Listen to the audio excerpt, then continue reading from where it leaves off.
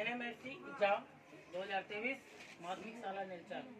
आज की टॉपिक है विलुप्त संख्या ज्ञाति। हमने कल आपको विलुप्त संख्या के बारे में जो सीरीज क्रम है वो वाली चीजें बताई थी। आज का जो प्रश्न है वह जो है कॉलम के ऊपर है और पंक्ति के ऊपर। एक बॉक्स में दे दिया है नंबर, वर्ग पहली में नंबर दिया है, इसको आपको ढूंढना है। ठीक है, प्रश्न दिया है 3 4 1 2 3 4 5 7 प्रश्नवाचक चिन्ह 38 74 81। ठीक है, आपको फाइंड क्या करना है, यहाँ पर कौन सा अंक आएगा। ठीक, उसके पूर्व हमको दो चीजें इसमें जाननी बहुत जरूरी है। सबसे पहला चीज, इसमें पंक्ति किसको कहते हैं और कॉलम किसको कहते हैं। ठीक है, 3 4 1 आड़े रूप में लिखा है, वह पंक्ति कहलाता है, इंग्लिश में उसको रो बोलते हैं। ठीक है, और 3 2 5 और 38 खड़ी लिखी गई है, इसको स्तंभ बोला जाता है और इंग्लिश में इसको कॉलम बोला जाता है। ठीक है, तो ऐसे वाले प्रश्न में उत्तर जो है हमेशा यहाँ पर मिलेगा या फिर ये नीचे वाले हिस्सों में मिलेगा, अंत में मिलेगा। ठीक है, 3 और 4 को पूछ करके ये प्राप्त करो, 3 और 2 को पूछ करके ये प्राप्त करो, या फिर इन तीनों को 3 2 और 5 इन तीनों को कुछ ऐसा कीजिए कि 38 मिलना चाहिए।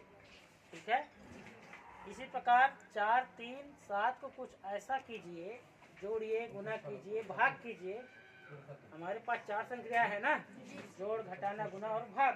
इसके अलावा वर्ग है, घन है, घनमूल है, वर्गमूल है ना।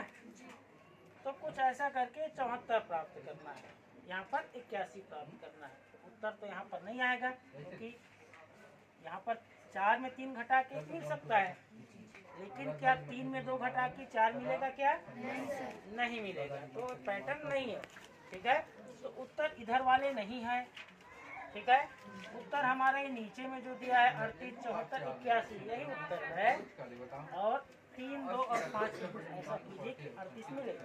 सबसे पहले जोड़िए, तो 3 और 2 5, 5 और 5 10, जबकि यहाँ पर कितना है, जोड़ नहीं हो रहा है, घटाना भी नहीं हो सकता।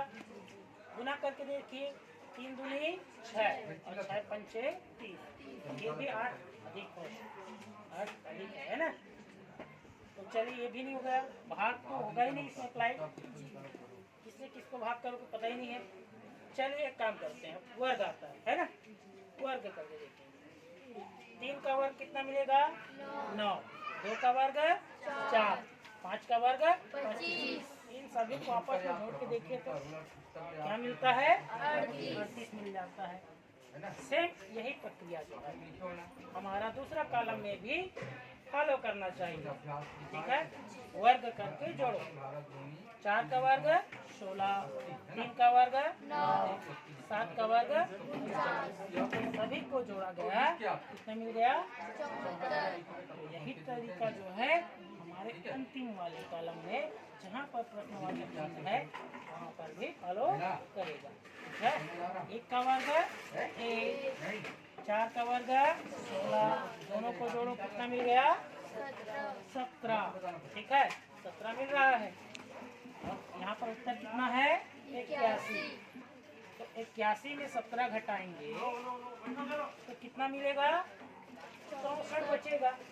64 बचेगा ना। लेकिन आप उत्तर में देखिए 64 दिया है, क्या 64 लिख दे? यहाँ पर नहीं लिख सकते, क्योंकि यहाँ पर क्या चल रहा है? वर्ग करके जोड़ो चल रहा है।